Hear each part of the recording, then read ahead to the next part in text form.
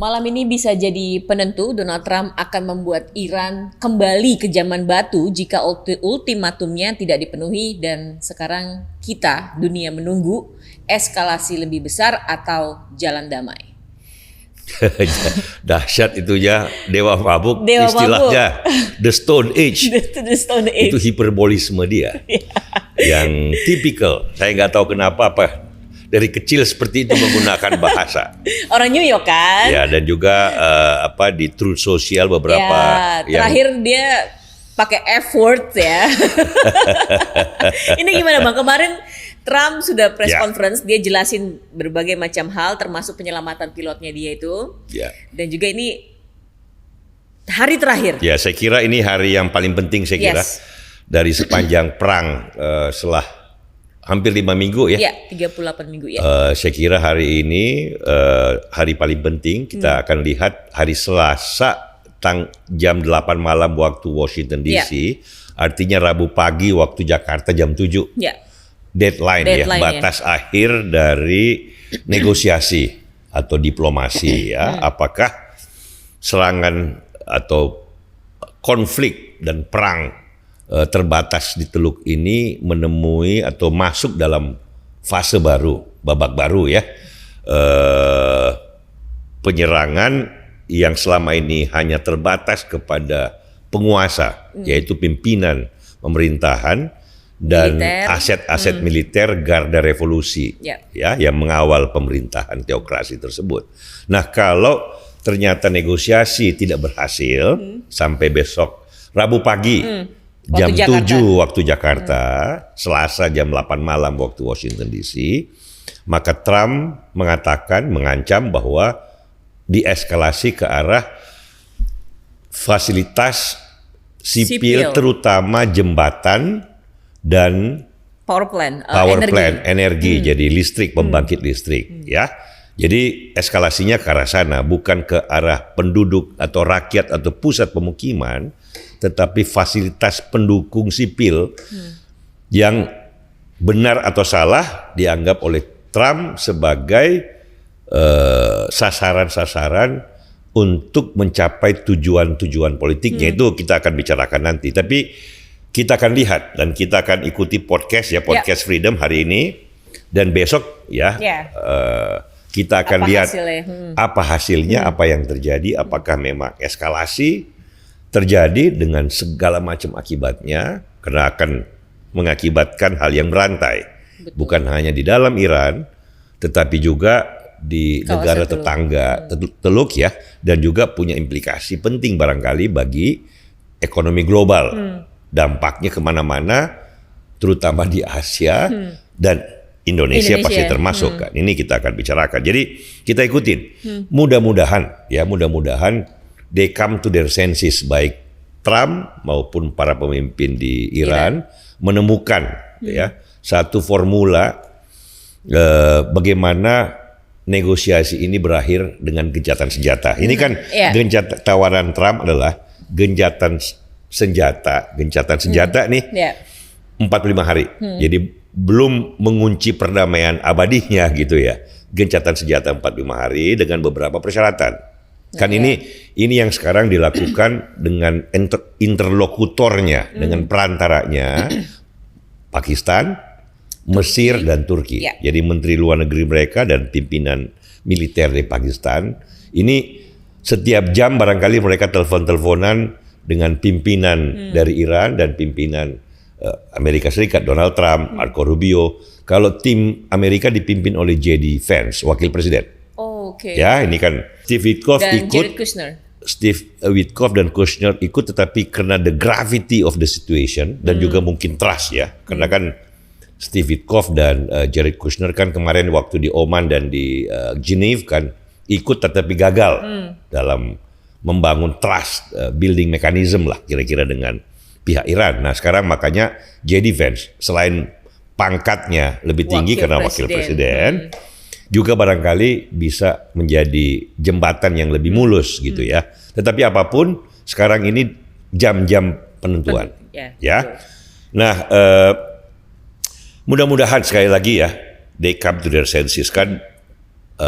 perang kan kepanjangan tangan dari politik, itu kata Clausewitz ya. Jadi sekarang ini perang, ancaman, deterrence ya, langkah-langkah militer ke depan, ini kan bagian dari kartu untuk mencapai tujuan politiknya. Nah, apakah tujuan politik dari Trump maupun dari pemerintahan Ayatollah Mujtaba Khamenei yang baru itu bisa menemukan titik di mana mereka bisa bilang, oke deh, kalau gitu kita 45 hari gencatan senjata dulu, kita bicara. Itu yang itu kita harapkan. Kalau itu tidak terjadi, maka malapetaka besar, maka Armageddon, maka apa ya? Satu kemungkinan berantai yang tidak diinginkan oleh banyak pihak. Oke, tapi kan kalau misalnya kita lihat dari tweet terakhirnya Trump yang pakai F word itu kan kelihatan dia itu sebenarnya gemes banget, marah banget. Emang negosiasinya yang selama ini berlangsung kayak gimana? Letter lah kan nggak pantas lah presiden kalau nulis sekasar itu. Tetapi itu juga mungkin dia sengaja strategis artinya ada pesan strategis bahwa gue bener-bener nih. Makanya kan kemarin sebenarnya ceritanya negosiasi hampir berhasil beberapa hari lalu. Tetapi menurut beberapa sumber dari media-media utama Amerika, Iran menarik diri terakhir. Dan Trump juga menjelaskan kemarin waktu pidato, sehingga dia harus memberi tanda keseriusan mengebom jembatan panjang di Iran itu untuk berkata bahwa I'm going to do it again easily. Memang dari segi itu Trump benar bahwa kalau dia mau sebenarnya dengan gampang kan pesawat-pesawat Amerika dan Israel memilih target apa aja. Karena langit sepenuhnya mereka kuasai dalam sebulan. Dan Iran sebenarnya secara militer terhadap peperangan udara itu kan tidak berdaya. Memang yang terakhir kan berhasil ketembak dua pesawat ya, F-15I dan A-10 kan. Tapi itu kan dua yang ketembak dari 15.000 sorti, 15.000 sorti dalam sebulan terakhir, dan itu pun kan pilotnya berhasil diselamatkan oleh pasukan komando Amerika yang membuat Trump sangat bersemangat gitu loh dalam pidatonya kemarin gitu. Nah, jadi memang fakta perangnya ya. Amerika dan Israel mendominasi langit Iran. Dia bisa memilih target apa saja. Semua jembatan, semua energi listrik, semua sumber-sumber minyak dan gas itu bisa dia bom kapan saja. Dengan penguasaan langit seperti ini. Bahwa selama ini belum dia lakukan, kan itu makanya perang terbatas. Ini bukan perang kepada rakyat Iran, tetapi perang kepada kekuasaan yang menjepit rakyat di Iran. Kira-kira kayak gitu dalam pikiran Trump maupun warga Iran yang mendukung tindakan Trump. Kan banyak di Iran sendiri, banyak di apalagi diaspora Iran yang melarikan diri dari tirani dan despotisme pemerintahan di Iran kan. Nah, karena itu sekarang yang paling penting adalah apa yang kira-kira dipertaruhkan di sini yang menjadi bahan yang bisa menggandeng ya kedua kepentingan ini loh. Nah, memang dari segi sebelum kita ke sana, dari segi implikasi ada satu perkembangan menarik dari Uni Emirat Arab. Ya, Menteri Luar Negerinya kan Lana Nusaybe itu kan bagus banget, fasih dan orangnya menjelaskan dengan very clear ya dan elegan. Dia berkata bahwa kita selama ini kan tidak ikut berperang, malah menganjurkan negosiasi jalan damai dengan Iran. Tetapi selama sebulan dari 5.000 rudal dan drone Iran, hampir setengahnya itu ke Dubai dan Abu Dhabi. Hampir setengahnya 2.200 dia akan catat, mereka semua catat berapa banyak. Dia bilang kalau ternyata nanti Iran retaliasi terhadap eskalasi Amerika dan Dubai dihajar lagi, dia bilang kita juga akan menyerang, kita juga akan ikut berperang. Ini kan perkembangan baru nih, ya artinya ini belum pasti, tetapi siapa juga tidak marah. Yang serang orang lain, lo yang serang kita. Dia bilang Februari kemarin saya bahkan ke Iran, ke Tehran untuk menjembatani perdamaian dengan Amerika dengan Israel. Dia bilang Dubai, Abu Dhabi, Uni Emirat Arab dan sahabat-sahabat lain di Teluk adalah pihak-pihak yang ingin perdamaian. Kok kita malah yang diserang? Ini kan ini satu hal baru yang harus dipertimbangkan oleh Iran, karena jangan lupa Dewan Keamanan PBB sudah mengeluarkan resolusi yang didukung oleh 130 negara lebih, 2/3, di mana Cina dan Rusia yang sahabat Iran itu abstain, tidak menolak resolusi itu, abstain, yang mengutuk Iran dalam melakukan serangan rudal membabi buta kepada Dubai, kepada Abu Dhabi, kepada Arab Saudi yang tidak ikut berperang. Itu resolusi PBB. Sehingga kalau terhadap retaliasi Trump, Iran misalnya menyerang pusat-pusat air minum di Arab Saudi, minyak, fasilitas umum, minyak, produksi ekonomi, hotel di Dubai, di Abu Dhabi, maka isolasi terhadap Iran, kecaman terhadap Iran bukannya mendapatkan simpati, tapi dia akan mendapat kecaman lebih jauh. Nah, ini penting banget poinnya sebelum kita masuk tuh Mel ke poin-poin yang bisa menjadi sumber perdamaian. Nah, tapi di terakhir di Lana juga bilang kalau misalnya kemungkinan Iran menyerang mereka itu karena mereka juga sebagai ancaman karena mereka terbuka. Betul. Itu gimana? Itu poin yang sangat betul. Karena Dubai kan seperti podcast kita sebelumnya, jadi salah satu mercusuar, beacons of the Persian Gulf ya.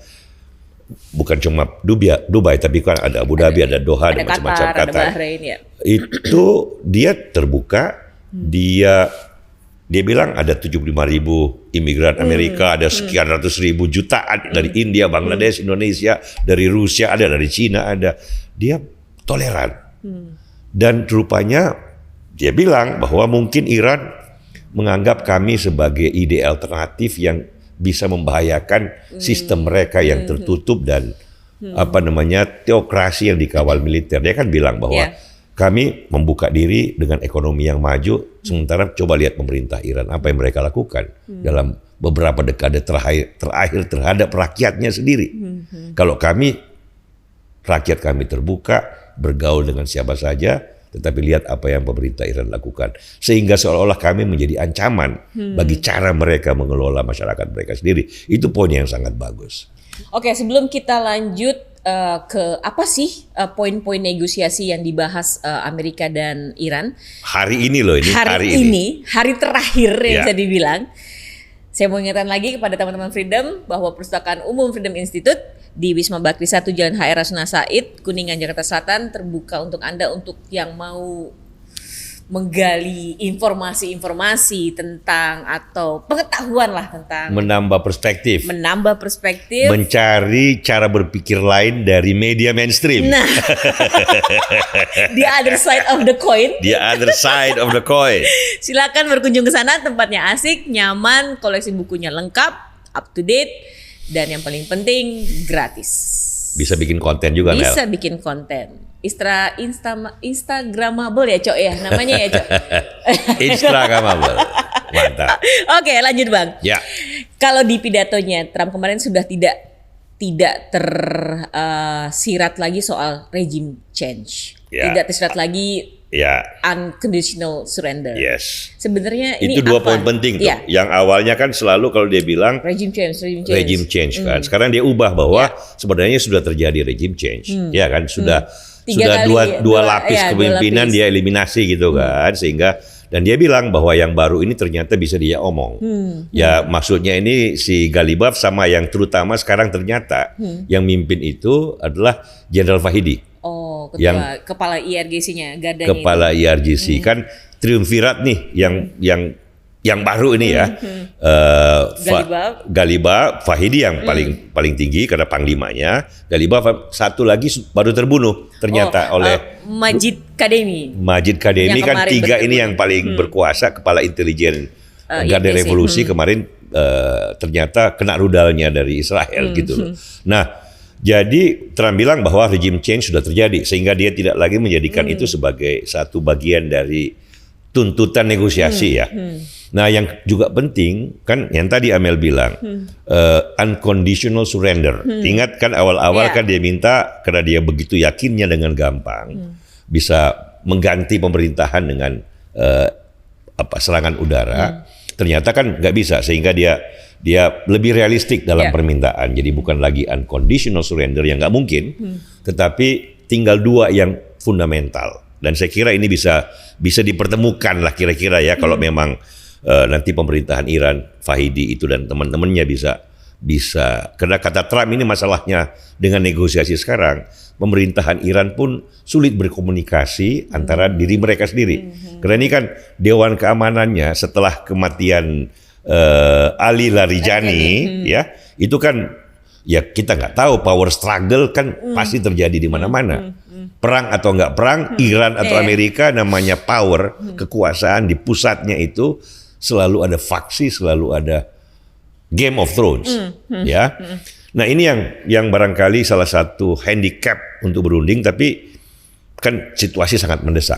Jadi permintaan dari Trump bukan lagi unconditional surrender, bukan lagi perubahan pemerintahan, tetapi tinggal dua yang esensial. Yang pertama nuclear capabilities, pengayaan itu nggak diperbolehkan sampai 60%, tapi di bawah 5%. Sehingga buat energi aja, ini untuk kalau toh memang nuklir mau dilakukan atau dibuat, tetapi untuk energi, artinya untuk kesejahteraan dan fasilitas umum rakyat gitu ya, bukan untuk perang, bukan untuk persiapan, bukan senjata, bukan untuk senjata, nuklir, balistik, missiles gitulah kira-kira. Yang tadi pertama nuklir, yang kedua Selat Hormuz. Ini Selat Hormuz bukan tuntutan Amerika aja, tetapi tuntutan Kuwait, Dubai, semua negara di Teluk dan semua negara di dunia yang ekspor impor baik minyak, bumi, bahan-bahan bahan-bahan baku produksi yang derivasi dari minyak dan gas. Sehingga seluruh dunia, bukan hanya Trump, berharap bahwa memang Selat Hormuz harus open to all. Ini kan hukum internasionalnya kan begitu, safe passage gitu. Nah, jadi tuntutan pertama nuklir, yang kedua safe passage. Sama kayak Selat Malaka lah ya, nggak usah ya, gitu. Jangan, nggak bisa dipajakin dong, bukan milik siapa-siapa gitu loh. Itu kan international rules-nya begitu. Nah, pertanyaannya, apakah dua tuntutan fundamental ini, ya tinggal dua loh ya. Kalau kemarin kan ada 15 gitu loh. Eksplisitnya belum dua, tetapi rasanya kalau dikristalkan akan dua itu. Kalau dari Iran bagaimana? Apa tuntutannya? Apa kepentingannya sehingga dia bisa menerima atau bisa mengajukan sesuatu yang lain? Sehingga kalau dari Amerika ada tawaran, hari ini mereka harus tentukan tawaran apa sih kepada Amerika, supaya kalau ini kan give and take. Nggak bisa hanya give, nggak bisa juga hanya take. Namanya juga mau negosiasi, mau damai kan. You make peace with your enemy, bukan you make peace with your friends. Karena itu kan dengan enemies harus tawar-menawar. Nah, ada tulisan yang bagus yang baru di Foreign Affairs. Ini jurnal terkenal untuk literatur foreign policy ya, international politics gitu, yang terbit di Amerika. Yang ditulis oleh mantan Menteri Luar Negeri Iran, mantan dubes Iran di PBB, yang menjadi profesor sekarang di Tehran University.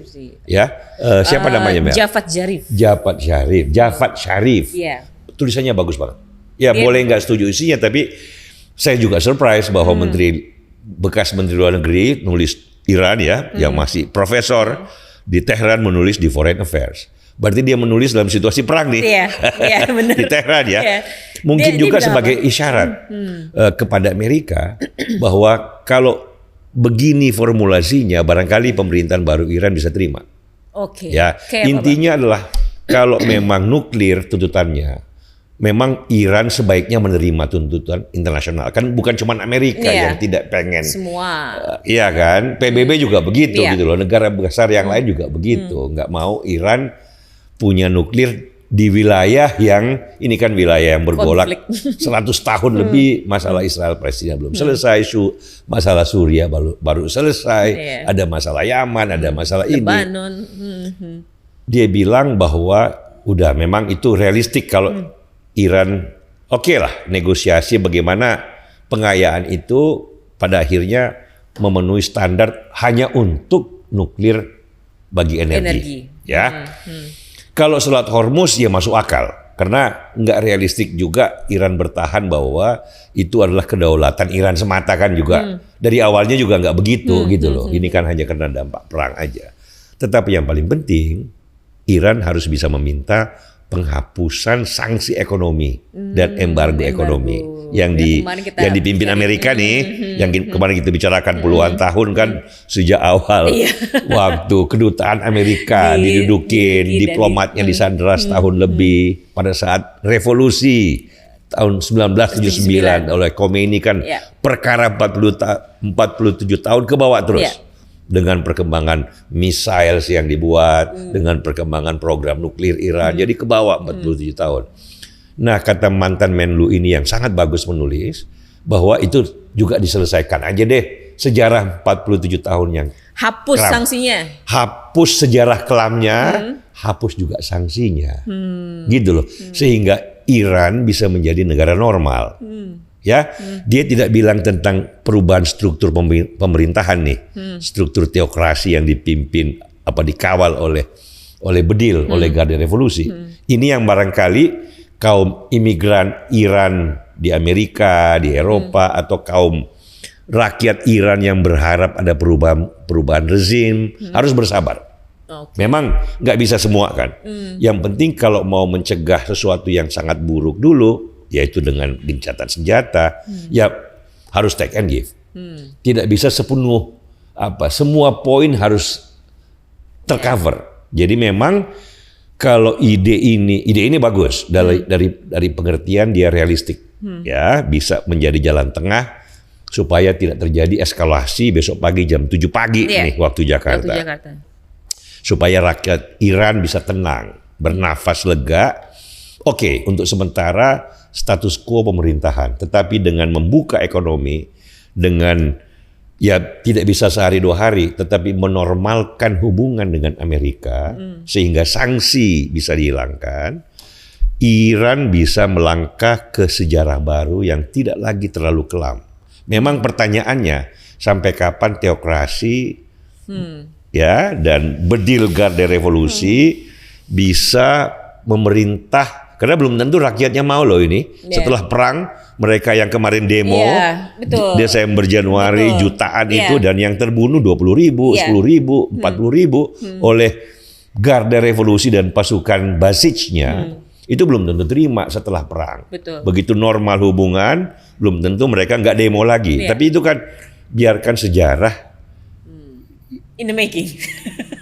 berputar gitu loh. Sejarah berputar, itu pilihan-pilihan rakyat Iran baik di dalam negeri Iran maupun di luar negeri Iran. Kita harus memilih alternatif itu untuk mencegah keburukan yang lebih besar, yaitu destruksi fasilitas-fasilitas sipil di Iran yang bisa membuat chaos. Kalau chaos itu kan bisa terjadi perang sipil, dan ingat waktu di Suriah kan, pengungsi itu jutaan, perang sipil Suriah itu 1 juta ke Eropa, 1 juta ke Turki, problem lagi nanti mereka ke Dubai, ini kan jadi satu masalah selesai, satu masalah besar juga muncul lagi, gitu loh. Jadi saya kira kalau mau praktikal, ya namanya juga you make peace with your enemy kan, usul dari mantan Menlu Iran ini, Javad Zarif ini bagus banget untuk kondisi saat ini. Toh juga Trump sudah menurunkan tuntutannya. Pemerintah Iran bisa berkata bahwa kita menang. Terbukti diserang 1 bulan dari udara, total lumpuh pertahanan udaranya pun pemerintahan masih ada kohesinya. Dia bilang victory, boleh aja. Trump pun bisa berkata victory. Kita sudah mengeliminasi 80% kekuatan bersenjata Garda Revolusi. Victory.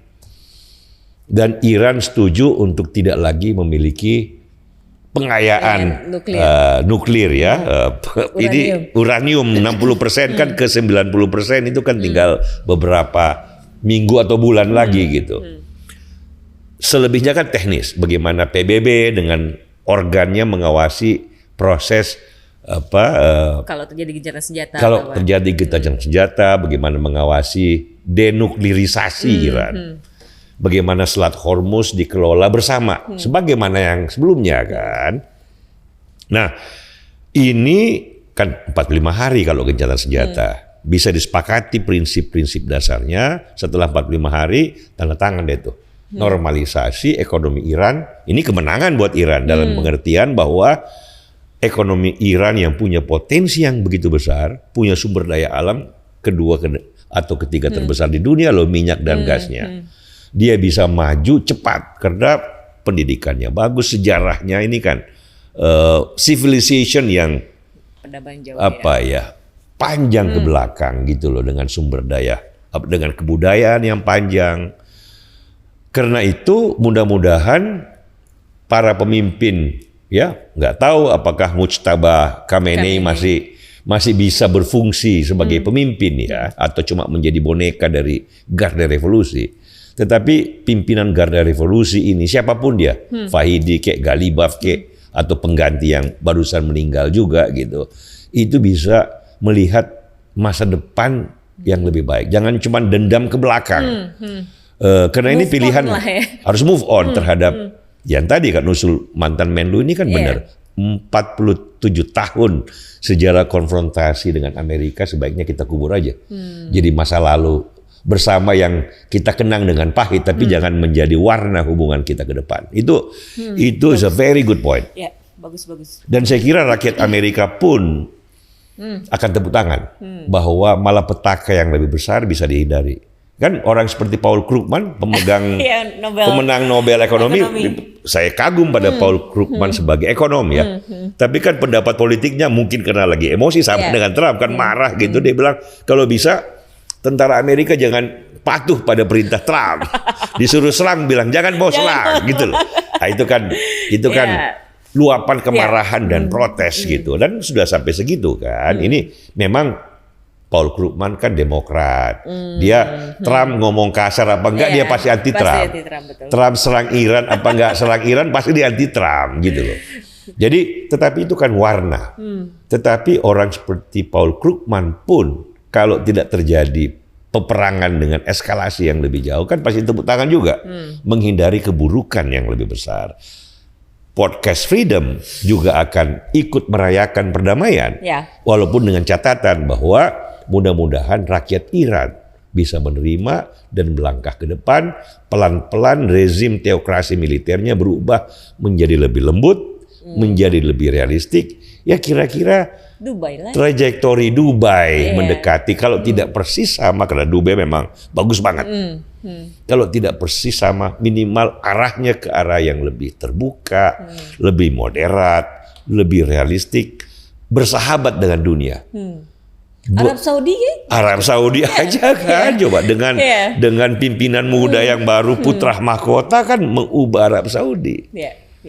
Dan saya kira kalau jalannya ke arah sana, maka perang ini betapapun sedihnya pada perang. Seperti kata Hegel kan, jangan lihat tiap hari headline-nya dong. Lihat maknanya ke depan sebagai progression of history. Oke. Gitu kira-kira Mel. Satu lagi tapi Bang, ini ada pertanyaan titipan dari Acox nih. Ya. Ini Iran negosiasi yang alot ini sebenarnya dia nih keras kepala aja, apa emang dia masih punya di balik kekuatannya? Sebenarnya mereka nggak realistis kalau mau keras kepala sekarang, karena secara militer kan memang tidak berdaya terhadap serangan udara Amerika Serikat dan Israel. Bahwa yang berhasil menembak 2 pesawat, kan itu kan 2 dari 15.000 sorti. Jadi yang bisa dilakukan kan retaliasi menyerang tetangganya. Yang kontroversial juga kalau dia bilang Amerika melanggar hukum internasional, mereka juga melanggar hukum internasional. Malah lebih banyak lagi negara tetangganya yang diserang, gitu loh. Jadi nggak bisa pakai argumen moral terhadap masalah ini dengan cara dia retaliasi kepada tetangganya. Yang kedua, secara militer memang dia nggak bisa ngelawan militer Amerika apapun. Faktanya kan begitu. Dia nggak bisa nembak 15.000 sorti kena 2. Pilotnya pun berhasil diselamatkan. Itu kan secara militer Amerika bisa menghancurkan Iran kalau mau. Tapi kan tidak, gitu loh. Selama ini kan perang terbatas, perang terhadap kekuasaan. Dan mereka bayangin dari ayatollahnya, pimpinan ininya, semuanya dipilih satu persatu dieliminasi. Jadi kayaknya emang karena komunikasi yang sulit di Iran ya. Jadi para pemimpin elit ini tidak sinkron gitu. Dan bukan, memang kemampuan militernya kan nggak sebanding dengan kemampuan militer Amerika. Kalau secara militer Amerika itu nomor 1, mereka nomor 16. Secara kemampuan militer gitu loh.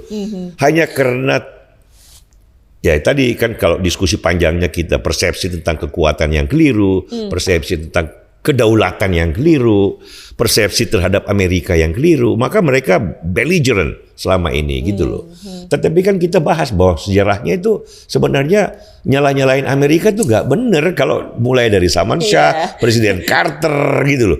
Bukan saya bela Amerika, bukan, tapi urusannya Presiden Carter dengan revolusi Khomeini apa kok dia jadi sumber segala malapetaka. Dulu dibilang setan besar tuh.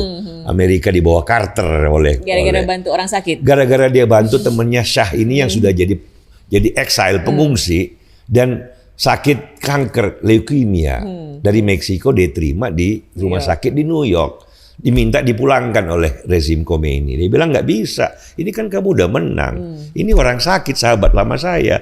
Americans don't do such a thing to a friend gitu loh. Kepada sahabat kita nggak kayak gitu. Lah itu dianggap sebagai bukti nih Shah jadi boneka Amerika selama ini. Ya kan orang ketawa aja loh, masa sejauh itu cara berpikirnya. Tapi gitu sampai 40 tahun ya. 47 tahun. Bayangin coba.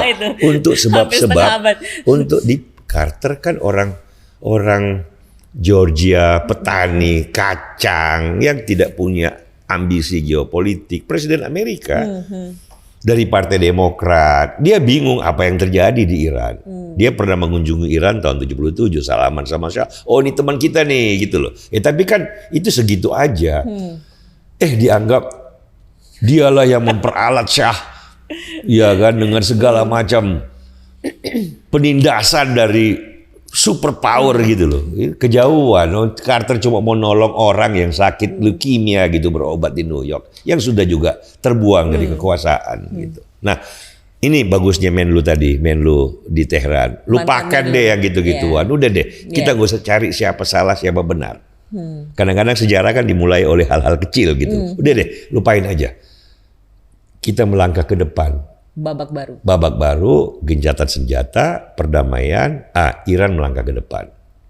Tidak sepenuhnya apa yang diinginkan Amerika dan para imigran Iran yang menuntut perubahan. Tetapi yang paling penting adalah malapetaka lebih besar. Dihindari, Iran ada kesempatan untuk melangkah ke depan dengan lebih baik. Tergantung rakyat Iran nantinya mau kemana. Dan mudah-mudahan rakyat Iran yang pengen perubahan ini ya kembali lihat Hegel, jangan dilihat hari per hari. Jangan lihat hari per hari, tapi lihat progression of history. Oke, baik. Gitu Mel. Oke, sip. Jadi kalau besok pagi terjadi eskalasi atau tidak terjadi, kita podcast lagi untuk menjelaskan apa yang terjadi. Betul. Oke, baik. Terima kasih Bang Celi. Terima kasih teman-teman Freedom yang sudah bergabung. Demikian Top News International Freedom Institute. Nantikan kami esok.